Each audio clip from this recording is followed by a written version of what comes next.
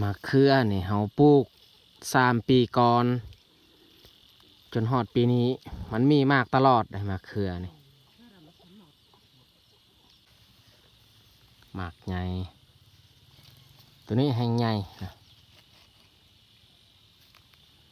ต้นนี้3 มากต้นนี้2 3คือกันเบื้องนั้นต้นนี้นี่แห้งร้ายเนาะหมากของมัน1 2 3 4 5 6 7 8 9 10 11 12 13เนาะ13 มากมะเขือมาแต่มากใหญ่ๆยาวๆ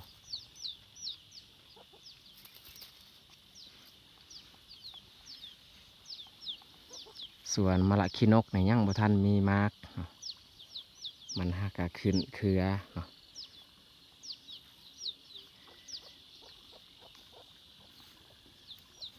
ผักสลัดนี่ก็เริ่มแก่แล้วเขาบ่ได้อันนั้นโลกเอามากินเพราะว่าบ่ได้มีสัตว์ป่าเนาะที่เขาเฮ็ดลาบเฮ็ดก้อยหมากกล้วยนี้ก็ด้นเติบแล้วได้คอยตัดปีของมันเนาะถ้าว่าภายได้เบิ่งในคลิปก่อนๆ4-5 เดือนแล้วเนาะเขาตัดปีมันทิ่มแต่ว่ามันยังบ่ทันใหญ่เต็มตึงเนาะสาที่สุดเลยหรือว่าย้อนเขาตัดอันนั้นปีกล้วยใบโพดบ่ปกตินี่เขาตัดปีกล้วยซะแต่ว่ามีอัน FC ที่มาเบิ่งเพิ่นบอกว่าอ่าตัดไวปีของมันมากมันจะใหญ่ไวเนาะเขาก็เลยเฮ็ดแบบนั้นแต่ว่ามาเบิ่งปัจจุบันนี้ก็ยังสำเก่าบ่ฮู้ว่าตัวใดมันสุกไวมันใหญ่ไวเนาะเขาตัดปีไวกับตัดปีซ่ากลางไว้ตะนางเรียบร้อยเนาะบริเวณที่เขาปลูกผักอันนี้กลางอ้อมหอบเนาะจนหอดนองหันเบิ่งไก่มันเห็ดไก่มาอยู่นี่เป็นแบบนี้หมดเลยเนาะมันเขียอึกระทึกคือโคมเอาไก่มาเลี้ยงอยู่นี้กับบรอดมือเสาร์นี้ก็ตายตัวหนึ่งแล้วคิดว่ามันรอดก็ยังตายคือเก่าเอาเลี้ยงอยู่บ้านนี่ก็ตายแล้วก็ไปเลี้ยงอยู่เราเข้าอีกเราเข้าก็ตายมาเลี้ยงอยู่นี่ก็ตายอันนี้ก็คอกหมูเขาเห็ดแต่ว่าหมูเขายังบ่ทันเอาคืนเขาจับหมูบ่ได้หมูน้อยๆนี่แหละเพราะว่าแม่มันตายแล้วเหลือแต่ลูกเขาเอิ้นมันมากินมันกับบ่ยอมมาแม่เสียยาอันนี้เผื่อเขาปลูกอันนั้นมันปลูกมันต้นส่วนเบื้องนั้นนี่เขาปลูกเขาเบื้องนั้นบ่ให้มันเห็นกันกับอันให้ที่เขาเห็ดยูรูมฮันเนาะพูดให้ที่เขาทางไม้ตามสมัยแต่ก่อนค่ะว่าคันอยู่นี่เขาปลูกข้าวอยู่ลุ่มก็ปลูกข้าวมันเฮ็ดให้มีให้เบื้องใดเบื้องหนึ่งมันบ่งามเนาะแนวนั้นได้ค่ะว่าเบื้องนี้ที่เฮาเห็นเนาะเบื้องนั้นก็เห็นให้อยู่นี่แล้วก็เบื้องนี้ก็เห็นให้อยู่นั้นเบื้องนี้เขาจะบ่ปลูกข้าวปลูกแต่มันแต่เบื้องนั้นนี่น่าจะบ่เห็นนะปลูกข้าวได้เบื้องนั้นถ้าว่าอยู่นี่งามให้อยู่หันบ่งามอีกในนั้นเลยตามเฮาเสือถือถ้าว่ามันงามเบิดซองเนาะงามเบิดซองกับเขาว่าคนเฮาอีกในนั้นมันบ่ดีต่อคนเฮาก็บ่ฮู้ว่ามันแม่นความจริงหรือบ่แต่ว่านี่คำเสือถือเนาะของคนสมัยก่อนโลกไก่อยู่นี้เห็ดไม้อีกแล้วก็เบื้องนี้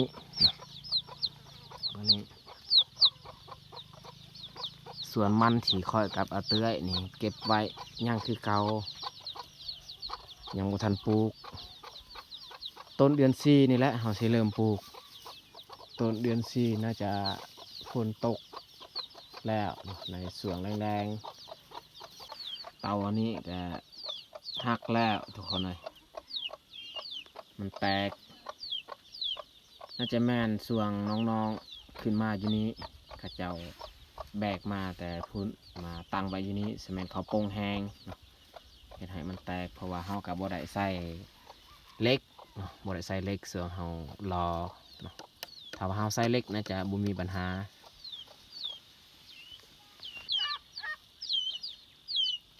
เขาขึ้นมาให้วันนี้กับบ่ได้เฮ็ดหยังทุกคนเลยเพราะว่าเฮาขึ้นมาซาส่วง8-9 โมงนี่แหละ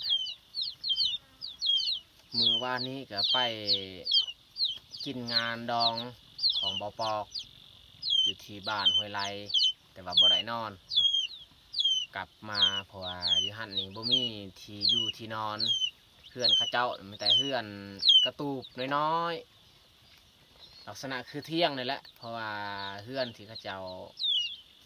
อันเฮ็ดไม้บ้านเก่าเพื่อนเก่านี่เขาเจ้าทิ่มไปตั้งเพื่อนไม้ใกล้ๆแขนทางฮันเพื่อนลักษณะคือเที่ยงนี่แหละก็เลยบ่ได้นอนขนาดว่าเฮามานั่งกินข้าวก็ยากเอ้ามันคือห้องตลอดมึงไปนำแม่เชื่อ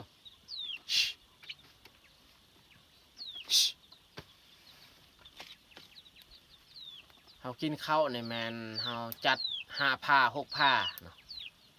ขึ้นมากินเทื่อละ2 ผ้าถ้าว่าเฮากินพร้อมกันนี่มันบ่ได้มันขับเลยเฮ็ดแบบนั้นมันสามารถกินได้ถ้าว่าใครได้เบิ่งในคลิปก่อนๆเนาะคลิปเมื่อวานนี้อาจจะฮู้ดีเพื่อนทางข้าเจ้าก็ขับแคบแออัดบอลที่ข้าเจ้าต้อนรับพวกเฮามามือวานนี้ก็ข้าเจ้ากั้งแต่ผ้าบัดต่ำๆซ้ำนี้แหละความสูงเวลาเฮานั่งก็รู้สึกว่าฮ้อนคือกันเพราะว่าเขากั้งผ้าบัดต่ำถ้าว่าสูงใครแน่บ่ฮอดปานใดกับปกติเขาดอกเขาก็ตอนรับเฮาเป็นอย่างดีแต่ว่าเขาบ่มีคนอยู่บ้านนอกบ้านนามีสำนักก็ถือว่าโอเคแล้วคันสิเทียบกับคนเขาได้เขามีก็มันบ่มีหั่นแหละเนาะครับว่าบ่มีหยังแต่ว่าคันเทียบกับคนที่ยากจนที่อยู่บ้านเฮานี่ได้แล้วสำนักนะการต้อนรับของเพิ่นถือว่าดีพอสมควรเนาะมีแต่เจ้าของงานหั่นนอนอยู่หั่นคนที่มาซอยงานหรือว่ามากินหั่นเขาเจ้ากลับเบิดเมื่อวานนี้ข่อยก็กลับสวง8 โมงกลางคืนเพราะว่ามันบ่ไกลปานใดจากหมู่บ้านเฮาไปหาบ้านห้วยไร่เฮาขี่รถก็ประมาณ20 ปลายนาทีฮอดขี่รถถ้าว่าเฮาย่างนี่โดนเติบคันเสียบ่ไกลคันว่าเฮาย่างนี่เฮาบ่ได้กลับแน่นอนต้องได้นอนอยู่หั่นถึงว่ามันลำบากก็ตามเฮาต้องไปขอนอนเฮือนคนอื่นแต่ว่าเฮาเอารถไปกลับซะแต่เจ้าของเพิ่นเจ้าของงานจำเป็นต้องได้นอนเขาให้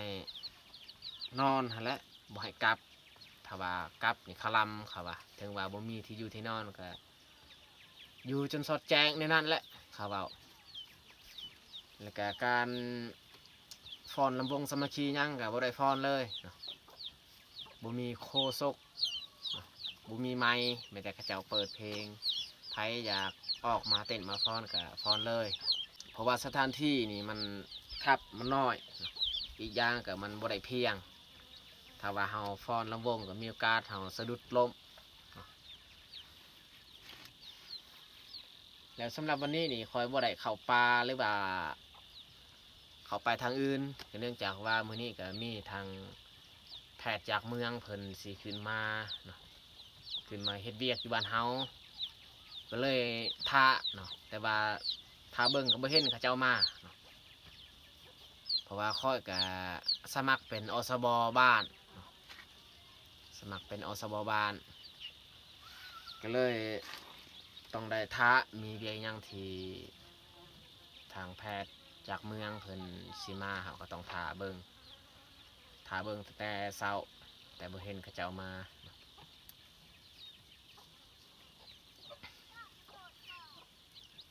แต่ถามว่ามีเงินเดือนเงินดาวหรือบ่ตอบเลยว่าบ่มีเนาะบ่มีเงินเดือนมันเป็นโครงการเนาะโครงการเพิ่นอ่าช่วยเหลือหรือว่าเผยแพร่เกี่ยวกับการรักษาสุขภาพของแม่และเด็กเนาะมันเป็นโครงการเท่านั้นเขาว่ามื้อนี้เขาจะมาเผยแพร่หรือว่ามาให้ความรู้ให้แก่ประชาชนแล้วก็ผู้เป็นอสบก็ต้องได้ท่าเนาะท่าหรือว่าบอกให้ประชาชนมาเตาโฮมบ่ใดบ่หนึ่งเพื่อเขาเจ้ามาเผยแพร่วิธีการดูแลรักษาสุขภาพเขาเน้นแต่คนที่ถือผ้าเริ่มถือผ้าจนหอด2 ปีเขาบอกแล้วก็ใกล้นั้นเขาบอกอันนั้นอีกสำหรับโครงการนั้นเริ่มแต่ถือผ้า0 เดือนไปหา2 ปีคันข้าเจ้ามานี่เฮาเห็นเพราะว่าเฮาอยู่เทิงไฮนี้เห็นข้าเจ้าขี่รถลงบ้านเฮาคันเฮาเห็นข้าเจ้ามานี่เฮาก็สิย่างกลับจะนอน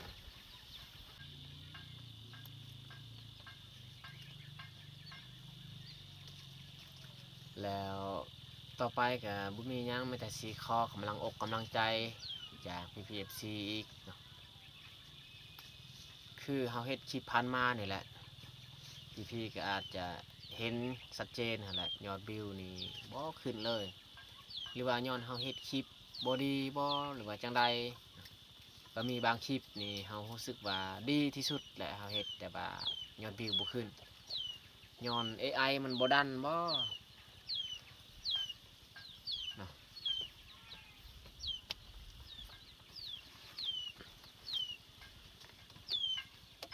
ก็อยากขอพี่ๆช่วยแนะนำวิธีการเฮ็ดคลิปนี่แหละบ่แม่นแนวอื่นดอกวิธีทางว่าให้เฮ็ดแบบใดดีผ่านมาก็มีที่ค่อยขอ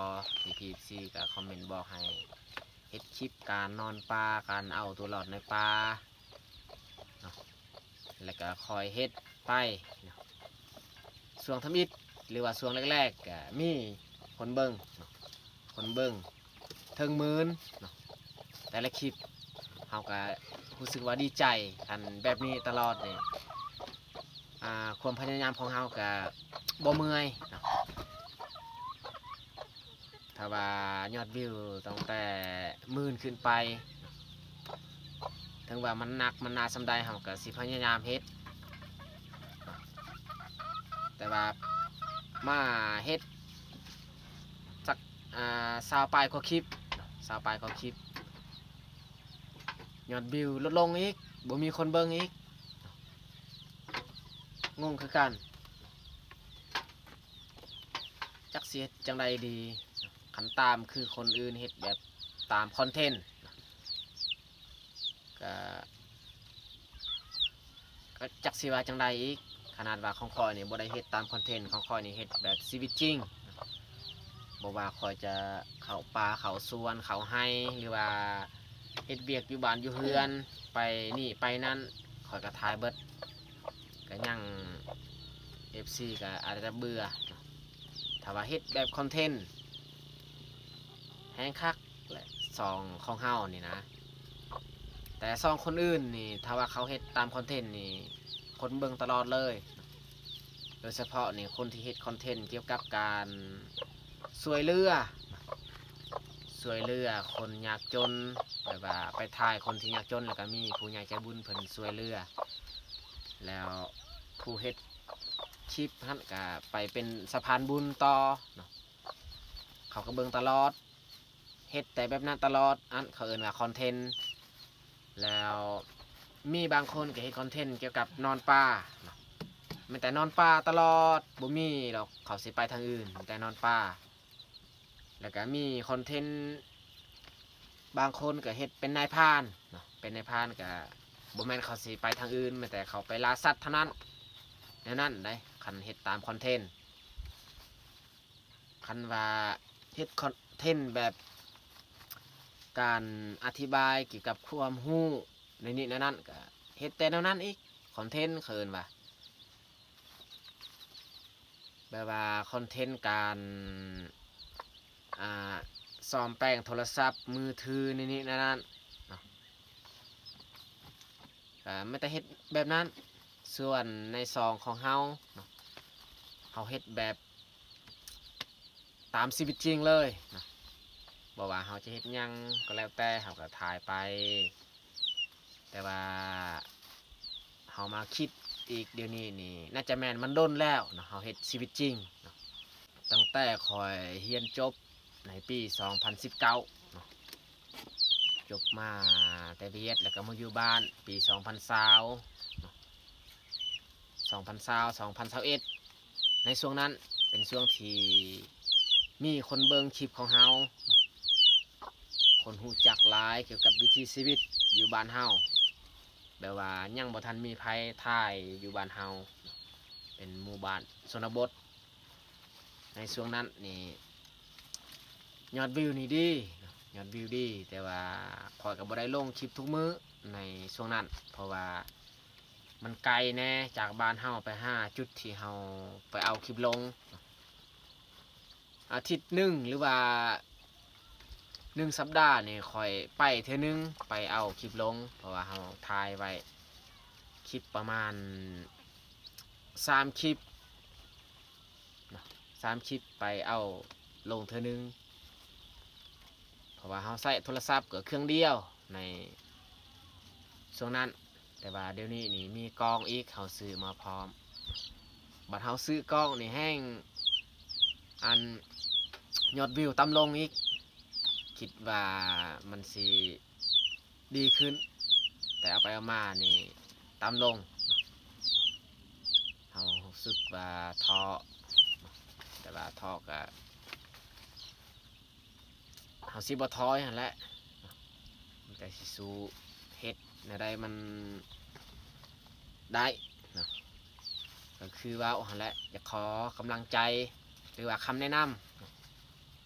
สวยแนะนำการเฮ็ดคลิปบ่แม่นแนะนำแนวอื่นดอกการเฮ็ดคลิปนี่แหละอยากให้สวยแนะนำเพื่อเฮาจะไปปรับปรุงเนาะหรือว่าเฮาจะบ่ถ่ายวิถีชีวิตแบบเดิมอันนี้ไปถ่ายแบบใหม่ๆเลยเนาะเช่นว่าการล่าสัตว์บ่หรือว่าการนอนป่าคันล่าสัตว์ก็ไม่แต่ไปล่าสัตว์อย่างเดียวหรือว่านอนป่าก็ไปนอนป่าอย่างเดียวในนั้นสามารถคอมเมนต์บอกได้เพื่อคอยจะได้ออกอันคอนเทนต์ใหม่เลยบัดนี้ชีวิตจริงชีวิตแบบแท้การดำเนินของเฮานี่เฮาเฮ็ดมันด้นแล้วเนาะตั้งแต่2020จนฮอด2026ปีนี้ก็5 ปีกว่าแล้วไผๆก็บ่อยากเบิ่งแล้วชีวิตจริงมันด้นแล้วเขาก็ฮู้จักแล้วเนาะช่วยแนะนำทางใหม่คอนเทนต์ใหม่เนาะแบบคอนเทนต์เลยเดี๋ยวนี้บ่แม่นชีวิตจริงเนาะเฮาจะเฮ็ดตามคอนเทนต์นี่แหละชีวิตจริงนี่เฮาถ่ายมาด้นแล้วเนาะโอเคสำหรับคลิปนี้ก็น่าสิจบลงอยู่นี่แหละเพราะว่าคลิปของเฮาก็ค่อนข้างยาวจังไดก็ขอบอกขอบใจเนาะ FC ที่สละเวลาหรือว่าให้เกียรติเข้ามาเบิ่งมาชมคลิปของเฮาตั้งแต่ต้นจนจบเนาะและสุดท้ายนี้อยากจะใส่พรให้ FC หมดทุกคนจงมีสุขภาพแข็งแรงอย่าเจ็บอย่าจนเฮ็ดอิหยังก็ขอให้เจริญก้าวหน้า